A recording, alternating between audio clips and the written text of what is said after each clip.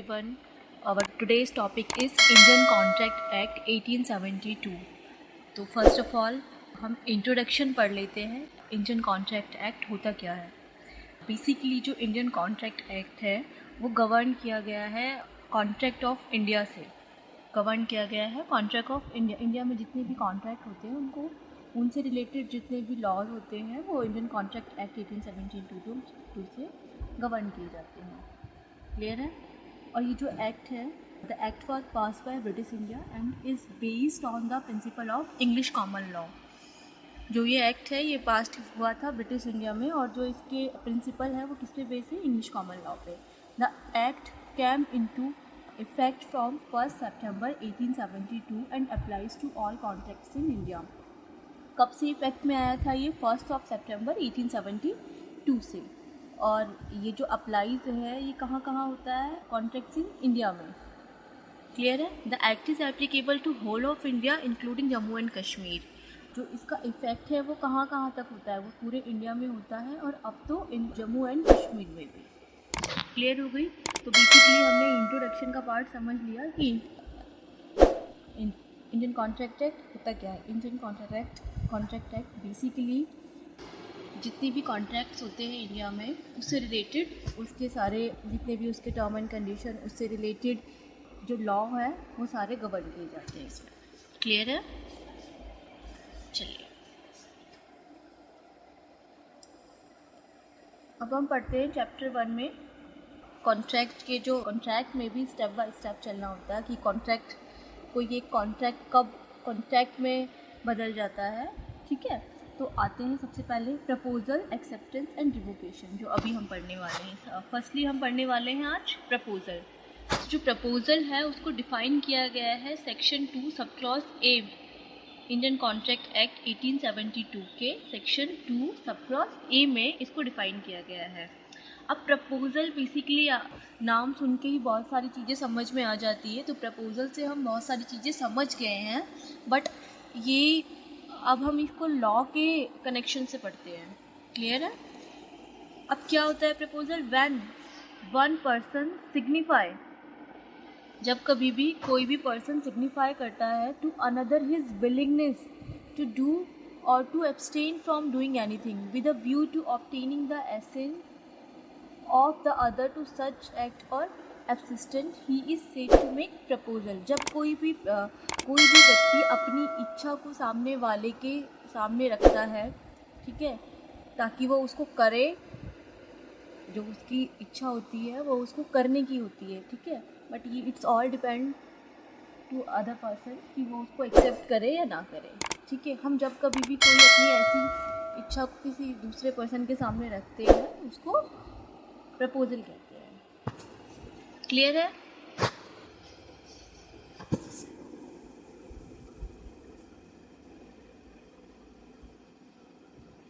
Next is acceptance. Acceptance को कहाँ define किया गया है? एक्सेप्टेंस को डिफाइन किया गया है सेक्शन 2 सब क्लॉज बी में Indian contract act section 2 sub clause b में. When the person to whom the proposal is made signify his assent thereto, the proposal is said to be accepted. A proposal when accepted becomes a promise. अब भाई जब proposal दिया गया है, ठीक है, वो किसी भी चीज़ के लिए हो बट वो किसी लीगल टर्म से रिलेटेड होना चाहिए. बेसिकली कॉन्ट्रैक्ट में या हम आगे पढ़ेंगे उसको. क्लियर है. When the person to whom the proposal is made, जब कोई पर्सन जिसके लिए प्रपोजल दिया गया हो, क्लियर है, signify his assent thereto, the proposal is said to be accepted. अब उस प्रपोजल को दूसरा पर्सन एक्सेप्ट कर लेता है, ठीक है, तो वो उसको क्या कहते हैं? एक्सेप्टेंस कहते हैं. और जब ये प्रपोजल एक्सेप्टेंस में बदल जाता है तो वो क्या बन जाता है? वो प्रॉमिस बन जाता है. अब इसका एक हम इलिस्ट्रेशन समझ लेते हैं. जैसे ए एंड बी दो पार्टीज हैं. क्लियर है.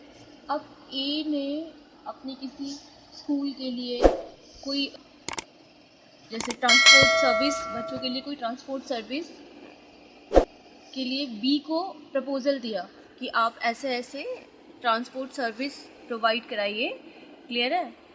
मैं चाहता हूँ कि आप ये प्रोवाइड कराइए। ए ने अपना प्रपोजल किसके आगे रखा? बी के आगे। किस चीज़ के लिए? अपने स्कूल के बच्चों के लिए, ट्रांसपोर्ट सर्विस के लिए। क्लियर है?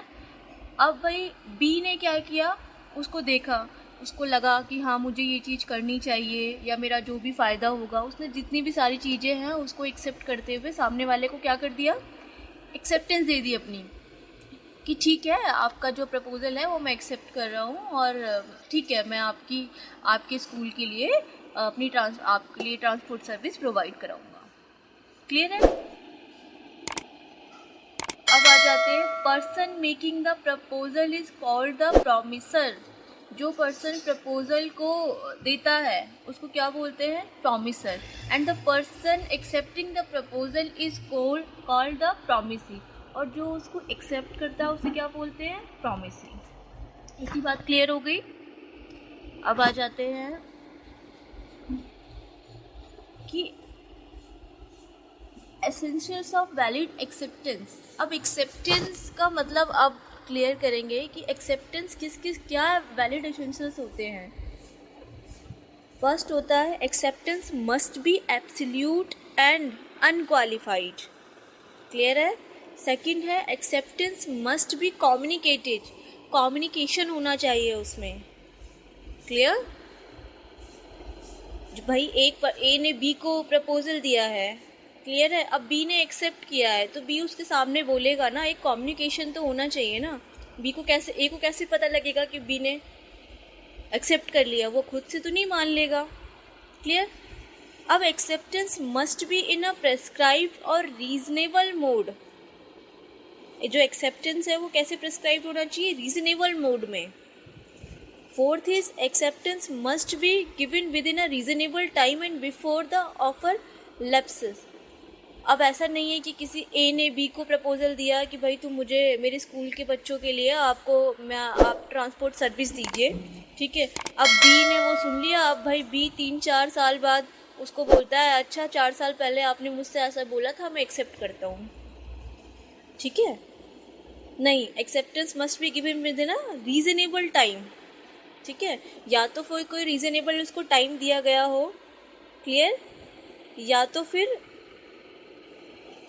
मतलब इतना ध्यान रखना चाहिए कि वो चीज़ें कब लैप्स हो सकते हैं। क्लियर है? चलिए ये तो अगेन इसमें आ गया है। अब नेक्स्ट पढ़ते हैं हम। अब देखो हम इसको टर्म बाय टर्म इसको क्लियर कर लेते हैं। अब आ जाते हैं acceptance must be absolute and unqualified से क्या मतलब है भाई। First thing is there must be an absolute and unqualified acceptance of all the terms of the offer. Clear है? सारे टर्म्स को और ऑफर को की एक्सेप्टेंस होनी चाहिए। Clear? Qualified acceptance would amount to rejection of the offer.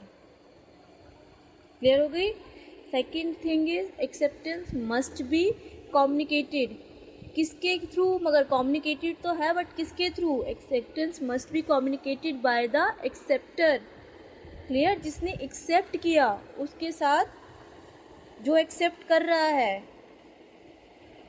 Clear? दोनों के बीच जो कम्युनिकेशन क्या होनी चाहिए? कम्युनिकेटेड होनी चाहिए। एक्सेप्टेंस कम्युनिकेटेड होनी चाहिए। Acceptance must be in a prescribed और reasonable mode. Offer should be accepted in a prescribed mode. First thing is be is if the offer of prescribes no mode of acceptance, the acceptance must be communicated according in the reasonable mode such as in writing or oral। अगर कोई भी acceptance का कोई reasonable mode नहीं है तो वो कैसे कम्युनिकेट होना चाहिए? या तो वो रिटन में होना चाहिए या तो वो ओरल होना चाहिए। Clear? Next thing is acceptance must be given with in a reasonable time and before the offer lapses. Acceptance must be given with in specified time. देखो कभी कभी तो स्पेसिफाइड टाइम दिया होता है कि आपके पास 2 days का टाइम है, 3 days का टाइम है या 1 week का टाइम है, जो भी हो, एक्सेट्रा एक्सेट्रा। क्लियर है? सेकेंड है if no time is specified then acceptance may be made within reasonable time. अगर भाई सामने वाले पर्सन ने ए ने बी को कोई टाइम पीरियड नहीं दिया बट एक रीजनेबल टाइम होगा ना भाई, जिस टाइम पीरियड तक उसको जवाब देना है। क्लियर है? Acceptance should be made before other lapses, जब एक्सपायर होने से पहले वो एक्सेप्टेंस आ जाता है तभी वो वैलिड माना जाता है। मान लीजिए अगर किसी ए ने बी को बोला है कि आप मुझे विद इन अ वीक बताइए, क्लियर है। अब विद इन अ वीक तो उसने बताया नहीं, वो 1 महीने के बाद जाके उसको बोलता है कि मैं आपको सर्विस देने के लिए रेडी हूँ, तो वो क्या हो गया, वो जो उसका टाइम पीरियड था वो क्या हो गया, एक्सपायर हो गया, और उसकी वो जो एक्सेप्टेंस है उस दौरान क्या है, वैलिड नहीं है। क्लियर। अब fifth is acceptance can not preceded an offer. Acceptance must, अब इसका मतलब क्या होता है कि जो एक्सेप्टेंस होता है वो ऑफर देने से पहले नहीं होना चाहिए। अभी ए ने बी को प्रपोजल दिया ही नहीं है, ए ने उसको बोला ही नहीं है कि हमारे स्कूल के लिए आप ट्रांसपोर्ट सर्विस दीजिए, ठीक है। उससे पहले ही बी ने आके बोल दिया कि मैंने जो बोलने वाले हो वो मैं ऑलरेडी एक्सेप्ट कर रहा हूँ। क्लियर है। It should, acceptance must be given after receiving the offer. Until की ऑफर आता नहीं है एक्सेप्टेंस नहीं होती है, उसको एक्सेप्टेंस नहीं बोला जाएगा, माना ही नहीं जाएगा। Clear. It should be not preceded the offer, offer से पहले नहीं होना चाहिए एक्सेप्टेंस। अब 6 नंबर पे आ जाते हैं। Acceptance must be given only by the person whom to offer is made. भाई जो एक्सेप्टेंस है वो किसके द्वारा दिया जाना चाहिए। An offer can be accepted only by the person और person to whom it is made. जो एक्सेप्टेंस है वो किस पर्सन को देनी चाहिए, जिसको ऑफर दिया गया है। अब एक्सेप्टेंस ए ने बी को ऑफर दिया है तो सी उसको बिना किसी अथॉरिटी के आके उस पर एक्सेप्टेंस नहीं दे सकता अपनी। क्लियर है। या तो it can not be accepted by another person without the consent of the offeror. Clear है। बिना ऑफरर की कंसेंट के कोई थर्ड पर्सन उसमें अपनी एक्सेप्टेंस नहीं दे सकता है। Clear. Next is rejected offer can be accepted only on renewable. अब कोई भी ऑफर का, अब मान लीजिए ए ने बी को बोला कि विद इन अ वीक आप मुझे बताइए आप मेरे स्कूल में ट्रांसपोर्ट की सर्विस देंगे या नहीं, ये आपको विद इन अ वीक का टाइम है। क्लियर है। अब वो विद इन अ वीक तो उसने नहीं बताया, बट वो आफ्टर 4 वीक या 5 वीक वो जाके बोलता है कि मतलब एक्सेप्ट कर लेता है उस चीज़ को, तो वो क्या हो जाएगा, रिजेक्ट हो जाएगा, rejected offer. Clear. Rejected offer can be accepted only on renewal.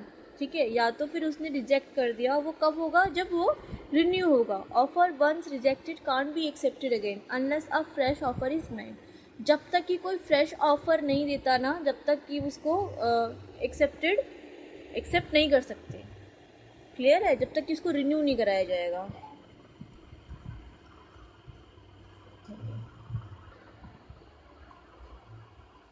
अब हम पढ़ते हैं communication of offer and acceptance section 4 में। इंडियन कॉन्ट्रैक्ट एक्ट 1872 के सेक्शन 4 में हमें बताया गया है communication of offer and acceptance. First is communication of offer is complete when it comes to knowledge of offeree. अब जो कम्युनिकेशन ऑफ ऑफर होता है, अब आप किसी को प्रपोजल दे रहे हो, ध्यान से सुनिएगा, जब आप किसी को प्रपोजल दे रहे हो तो वो कब कंप्लीट होगा, जिसको आप प्रपोजल दे रहे हो जब तक आपकी उससे कम्युनिकेशन नहीं होगी वो क्या कंप्लीट हो जाएगा, नहीं।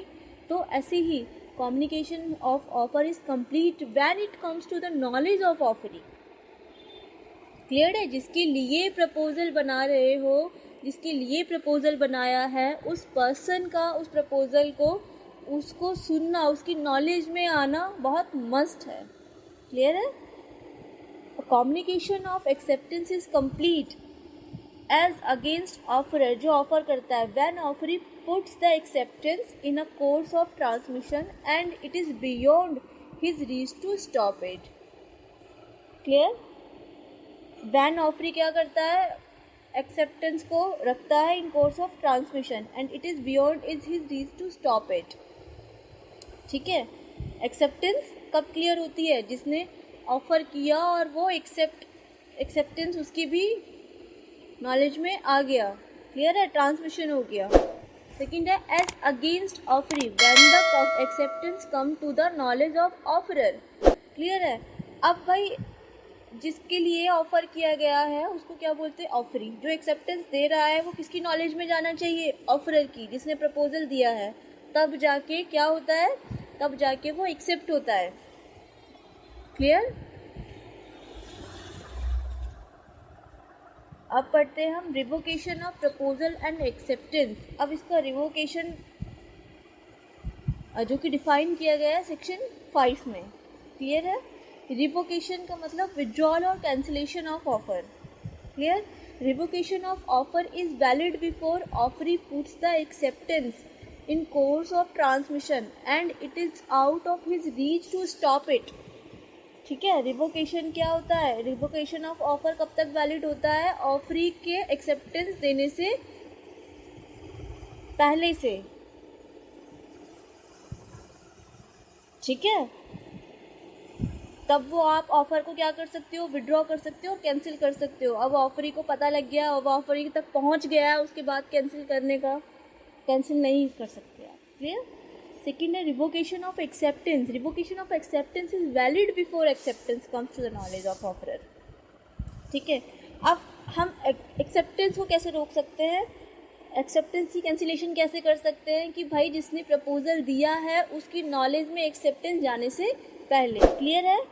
पहली चीज़ है रिवोकेशन ऑफ ऑफर, जिसको हम ऑफर कर रहे हैं, जिसने प्रपोजल दिया है उसको सामने वाले की एक्सेप्टेंस आने से पहले।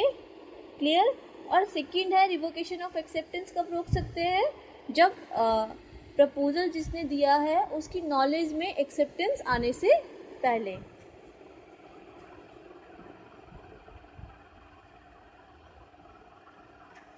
अभी रिवोकेशन कैसे बनता है, रिवोकेशन हाउ मेड, जो कि हमें डिफाइन किया गया है सेक्शन 6 में। By the communication of notice of revocation by the proposal to the other party. कैसे कैसे बनाया जा सकता है। First is by the communication of notice. Clear है। नोटिस के through. By the lapse of time prescribed in such proposal for its acceptance, or if no time is prescribed, by the lapse of a reasonable time without communication of the acceptance। ठीक है। First thing is notice serve करके, second thing is by the lapse of the time. ठीक है। जब time period, जो specified time period होता है वो क्रॉस हो जाता है, तब भी रिवोकेशन बन सकता है। Clear. by the failure of the acceptor to fulfill a condition precedent to acceptance। by the failure of the acceptor to fulfill a condition precedent, जो भी conditions दी थी acceptor ने, ठीक है, और उसने पहले ही acceptance दे दी। क्लियर है। सेकेंड है by the death of insanity of the proposer। ठीक है। अगर प्रपोजल, जो प्रपोजल बना रहा है उसकी डेथ हो जाती है, in the fact of his death और insanity comes to the knowledge of the acceptor before acceptance। Clear।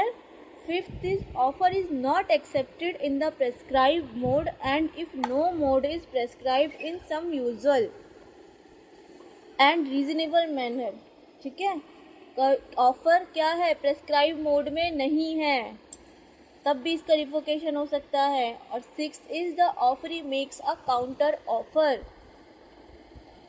अगर ए ने बी को प्रपोजल दिया, आप हमारे स्कूल में एक ट्रांसपोर्ट सर्विस प्रोवाइड करिए, तो सेकंड ने जो क्या किया, काउंटर ऑफर कर दिया, उसने अपनी तरफ से एक और ऑफर कर दिया।